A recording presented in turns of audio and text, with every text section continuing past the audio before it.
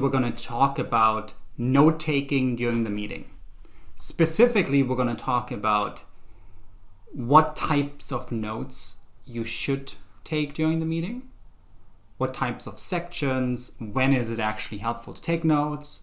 We're going to talk specifically about decisions during the meeting, and then next steps, and how to assign owners and specify the deadline and the owners for the next steps when you include them in your notes and then follow-up email. First, I want to talk about when does it actually make sense to take notes.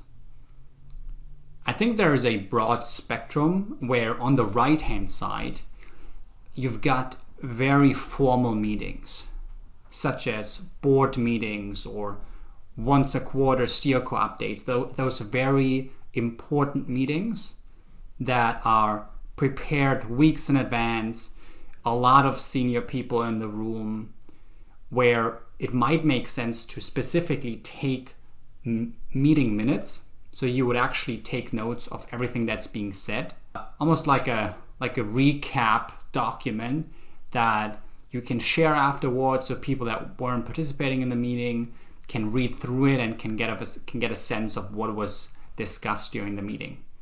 And then as you move to the left, more towards the informal meetings, meeting notes are more highlighting important outcomes of the meeting, such as decisions, outstanding questions, new avenues that were discussed, and then specifically next steps, which I think is the most important point.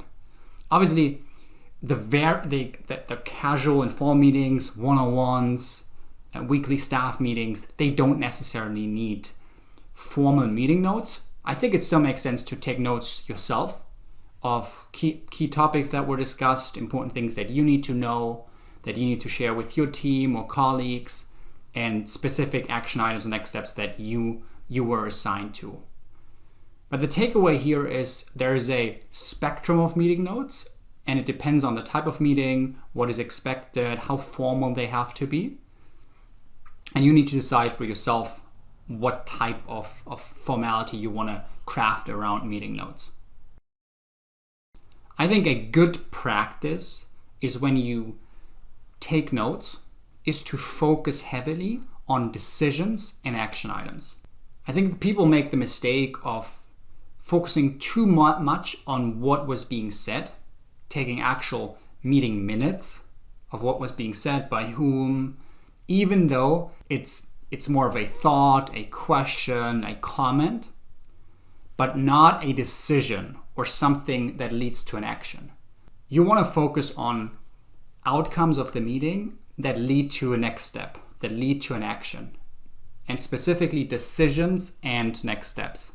I typically focus on those two sections. As part of meeting notes, what were decisions, accomplishments that were made during the meeting, or things that were decided during the meeting? And then looking ahead, what are the next steps that were agreed in the meeting? Those two sections, I think, are the most important sections when you take notes, but also when you send follow-up emails afterwards. And we talked a little bit in the previous section about the importance of wrapping up meetings properly. And that's a good time to bring up these two sections of recapping decisions and reviewing the next steps and action items, so everybody is aware of what is expected. Double clicking into the next steps and action items, that's really critical of a successful meeting outcome, is being clear on what the next steps are, and then who is doing what, and following up over time and making sure things get completed. And there are a few, I would say, best practices to crafting very good action items and make sure everybody is aware of them and completes them. Number one, being very specific about the ask. If you're not very specific, there's a risk of people doing something but actually not what is required to do. Number two, always assigning an owner. If you just say somebody should review the questions or somebody should create a presentation, typically nobody will do it. If you don't specifically say who should do it, nobody will complete it or take it on. People are busy. People have so much going on. If it's not crystal clear that John will own this topic, nobody will actually work on it.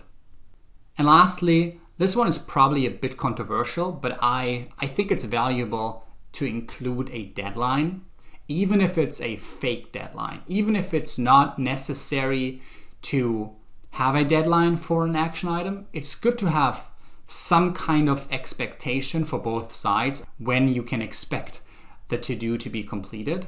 And it's also good for you because then you have an opportunity to follow up. If you say by next week and you haven't received any update, you can then the following week reach back out and ask how is it going. Otherwise, it feels a bit too pushy if you follow up all the time and you didn't specify a deadline.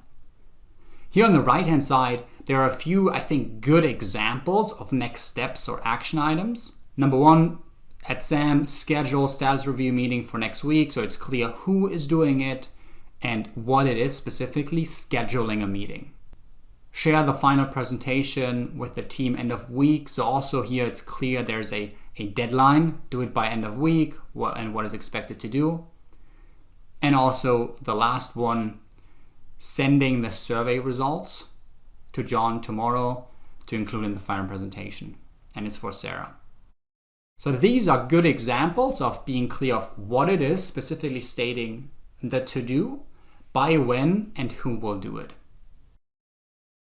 So what did we just discuss? This was a rather short session about the importance of taking notes during the meeting and having an understanding of how formal the meeting is, how important it is to have detailed notes versus just notes for yourself. Then when taking notes, focusing on decisions that were made during the meeting and then action items or next steps, looking ahead. And then lastly, when you take notes of action items and next steps, you want to make sure that you're really specific about the ask and then who is going to do it.